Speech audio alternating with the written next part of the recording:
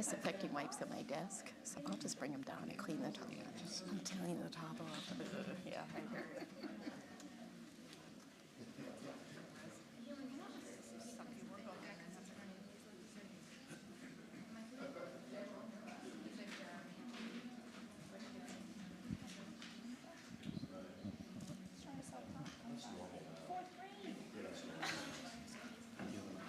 That's late. Dex was selling it in second grade. Right? Jolly Ranchers and Blow Pops. There you go. There you go. Test, test.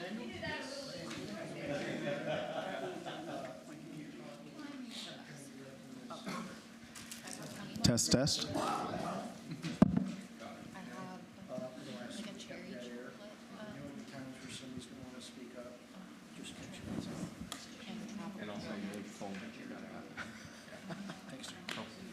Testing. Does yours work good, Linda? Yes, sir. All right, go ahead and kick us off. Okay. Well, hang on. We were going to let you finish your dinner, Nathaniel. So we were going to go around and have everybody introduce themselves while you get ready. No, he is sick. Good evening. Cover the microphone. I'm Dex Wilson, Chief of Police for Waxhaw. Been here 18 years, been in law enforcement 31 years, and I'm not an alcoholic. Thank you. She don't want your napkin. Oh. Wanted your napkin. Will you sign it? Hi, I'm Pam Murphy. I'm a Waxhaw resident of over 25 years. Going on, I don't even want to talk about how long I've been here. Seen a lot of changes, but I just got out of the Waxhaw 101 class. Yes. Well, good evening, everyone. My name is Donna Thibodeau. I am also a Waxhaw resident. I live right here in Millbridge. I have been in Waxhaw since 1987. So it used to be farmland when I arrived, and there was a stoplight. There was not even a stoplight. It was just a stop sign. And I also was a part of the Waxhaw 101 class, so I'm excited to be here. Adam? Adam Mormon, Waxhaw resident for 2 years in Lawson, landscape architect background, so enjoy contributing in any way I can to help the town. All right, the end of the Waxhaw 101 row. I'm Dan Whipple, Waxhaw resident of just over a year, so I'm a relatively new person here. I'm over in Hillcrest neighborhood. I'm Linda Farnham, the engineering administrative assistant. Matt Cohen with the Waxhaw Public Service Department, assistant director. I've been with the town 19 years. Dina Spency, the Waxhaw Park and Rec director. I've been in Park and Rec for over 20, here in Waxhaw for 8, and look forward to the adventure with y'all. Todd Matthews, Public Service Director. Been here 23 years, and I guess I kind of moved to Waxhaw in 1959 when I was born. So. Commissioner Tracy Westlick. I've lived here for 11 years, but my parents have lived here for 28 years, and I'm serving my 8th year as a commissioner. Susanna Wedder, I'm also a commissioner. I moved to Waxhaw in 2014. I've been on the commission for a year. Hi, Will Snyder, Transportation Planner with the Charlotte Regional Transportation Planning Organization. We are the metropolitan planning organization for not just Waxhaw, but 23 other jurisdictions in Iredell, Mecklenburg, and Union counties. So we coordinate transportation planning, so excited to be here. Scott Miller, I'm a corridor development engineer with North Carolina Department of Transportation, and I work primarily with Union, Stanley, and Anson counties, but I also work with him quite a bit. I go to his meetings just to see what he's doing. James Kelly, traffic and transportation engineer with the town of Waxhaw. Been here for about 2 years. I am native to the region, but I'm really excited for getting this task force together, and I hope that we all do well with this task force. Passing it along. Andrew Buell. I'm the Deputy of Parks and Facilities, and I've been here for 3 years now. Hello, my name is Orion Holtai. I'm Assistant Town Engineer. I've been in Waxhaw for about six years now. Susan Lee, Administrative Services Manager for the town, and I have been here 6 years as well. Yeah, keeping the train going, being here 6 years as well. Madison Miller, Assistant Planning Director, and Waxhaw resident, and also North Carolina native like James Kelly. Been here 6 years, and it's been a fun experience. Thanks. I'm Ashley Knoll. I'm the Business Development Director for the town, so I manage the Downtown Main Street program as well as economic development throughout Waxhaw. I've been here for 4 years. Lindsay Heath, analyst with Kimley Horn. I'm Devin Ballack, also an analyst for Kimley Horn. Good evening, Brady Finkley with Kimley Horn. I've been with Kimley Horn for 17 years this year. Been working and helping serve the town of Waxhaw for about the better part of the past decade or so. Trying to help everyone keep up with the growth here. Prior to starting Kimley Horn, I'm actually from Union County as well, so I grew up early 90s playing soccer over at Western Union back in the day. So seen a lot of change throughout this area my entire life. So happy to be here and happy to have all of y'all here as part of the task force.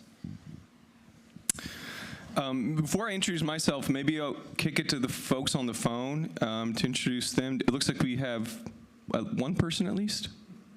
Kevin? Hey, can you hear me? We can. Okay, I'm Kevin Starnes. I'm the fire marshal for the town of Waxhaw, and like most of everybody else, I've been here almost 6 years. 6 year, or March will be my 6 year mark. All right, excellent. Thank you, everyone, for going through introductions. My name is Nat Hayward. I am a transportation planner with Kimley Horn. I've been at Kimley Horn here in Charlotte for a little over 8 years now. Prior to that, I also spent time at a public agency, at an MPO, a lot like the one that Will represents. So I've been on your guys' side of the table, passionate about partnering with public agencies, municipalities to find transportation solutions. I'm really thankful for you guys all to be here and to have committed to being a part of this task force. We don't take that participation for granted. We appreciate the time that you're going to take today and in the future to be a part of this process. And we hope that you all feel passionate about what we're doing, and feel free to speak your mind. You know, we're in a beautiful space here, beautiful new space over the town. We got this beautiful setup. We got these microphones, but we want this to feel as informal as it possibly can, right? A lot of us here, and don't hesitate to grab the mic, stand up, go grab it if you have something to say, or flag me down. We'll throw one at you. Make sure you get the opportunity to talk.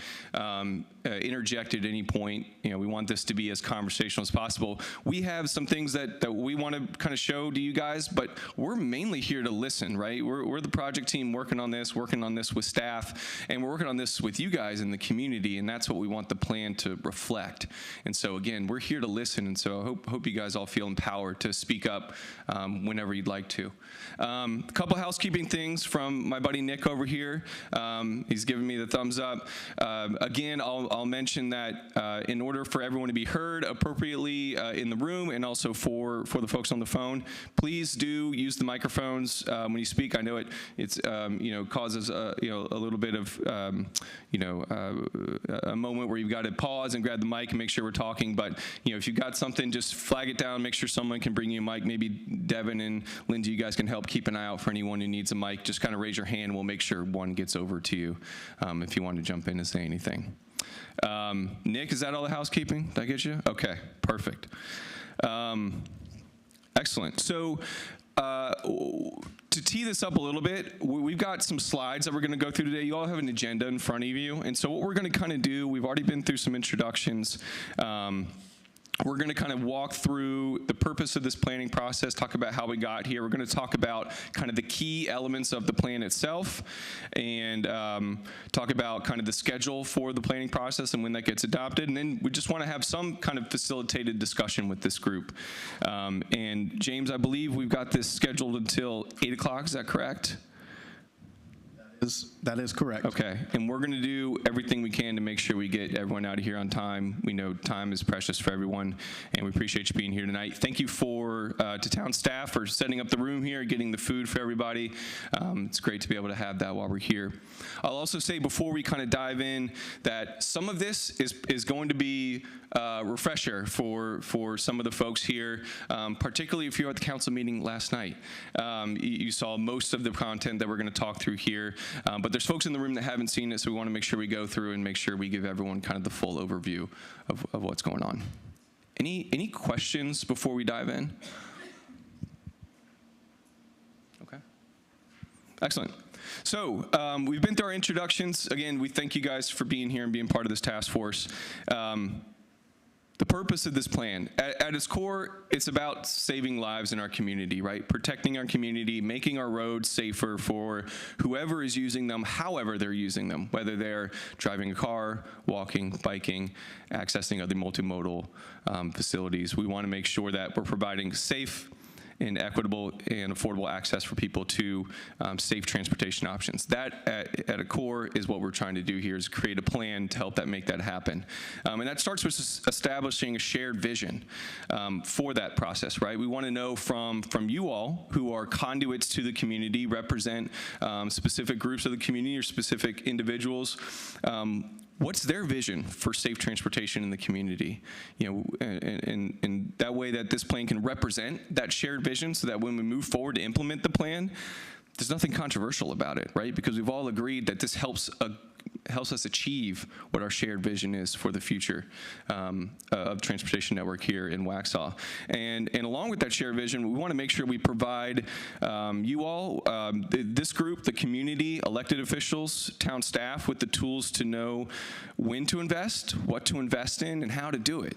And so this plan is also going to provide that investment guidance, and it's going to allow you to be actionable and to actually start to implement the recommendations that we actually develop as part of the planning process. I'm going to toss over to Brady here to talk a little bit kind of about how we got here. Thanks, Nat. Before I do that, I will say thanks for being flexible and for allowing us to postpone the meeting from last week to this week. We thought it would not be right to set the stage by talking about safe roads and streets and having everyone trying to travel here in the snow and ice. Probably wouldn't make a whole lot of sense. So yeah, we're thankful for having the opportunity to postpone it to this week. All right, so how we got here is funded through the SS4A program. What that is it's FHWA, which is the Federal Highway Administration's, it's Safe Streets and Roads for All. All right, so this is a grant program that started 3 years ago, I think. The federal government appropriated about $5 billion towards investing in the safety of communities all across the country. Part of that is coming out of really even leading into COVID, but also it really got exacerbated during the COVID years. You might have seen it firsthand, anecdotally. If you think about during COVID, we had a lot less traffic, but the safety on our streets got worse. Just didn't make a whole lot of sense. And that has really extended even beyond once we came out of COVID. I think there's different lines of thought there. Part of it was less vehicles were slowing people down. People were speeding. People got used to not really needing to pay attention as much during COVID or whatever the case may be. And that's kind of created a pattern where it's created even more safety concerns. But from the data, it has shown that safety across the streets all across the country are getting worse in the U.S. Across the world, they're actually getting better. In other countries, they're seeing a lot of progress with improving the streets, but not here in the U.S. And so the federal government made that a strong priority. And so basically they were providing about $1 billion a year towards improving the streets in different communities, and they really put it into two different buckets. in this program. One bucket was for planning and demonstration dollars. The other bucket is implementation dollars, but it's sequential. You got to check the box for the first bucket before you go to the second bucket. So the first bucket is what we're in, which is establishing a safety action plan. So you have to have that follows the requirements and the guidelines that are set out through the SS4A program. Once you have that adopted by your town board, then you can then apply for the bigger dollars, which are the implementation dollars. Okay, so that's kind of where we're heading towards with this. Some of those action plan requirements that we'll be establishing through this process are, you can see it here on the screen, but it'll be ultimately formally adopted by your board. So you got to have, like obviously the backing from your town leadership.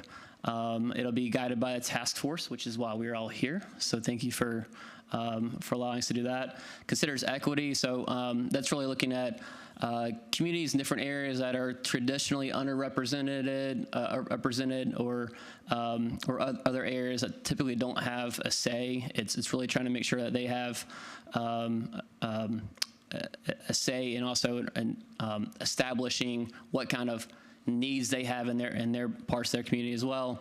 It identifies projects, obviously, that'll come out of this. And then one thing we'll talk about, especially as this plan progresses, is we'll establish a safety target, and that can sort of take on different forms.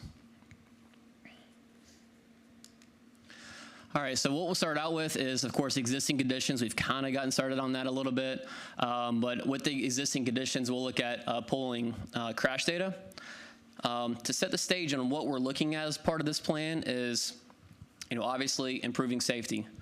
That can take on different forms too, right? So you can look at improving safety as reducing the total number of crashes, period.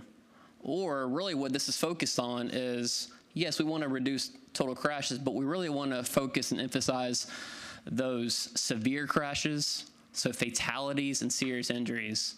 Many of you may have been impacted, myself included, with tragedies that have been caused through fatalities, and so it's really focused on making sure that we are reducing those serious crashes and the fatalities, and ultimately, hopefully, the overall number of crashes as well. And so you may be thinking, all right, what are some examples? Maybe an example where you may be reducing just one and not both. An example could be a traffic signal, right? So when you put in a traffic signal, the data shows that crashes typically increase, the number of crashes. So if you think about it, you're stopping people more often, and so you're more likely going to have rear-end collisions. But, and it's all contextual. You need to understand some of the context behind it. But they typically reduce your more severe crashes. So you think about 16 in Gray Byram. I think that signal's put in what, 21, 22? Before that, if you were one of those that was trying to make that turn off of Gray Byram and turn on the 16, or if you're on Bonds Grove Church now and trying to turn on the 16, it's very dangerous. And if you result in a crash, it's typically going to be those angle crashes or T-bones that are usually more severe. All right, and so when you put in a signal there, it may increase crashes, but it would be reducing the severity of the crashes.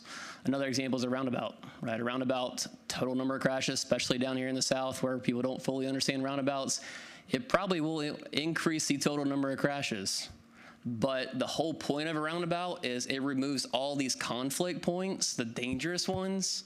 And so when there are crashes, it's a lot less severe. People are going slower, and the angles are a little bit safer. So those are some examples there.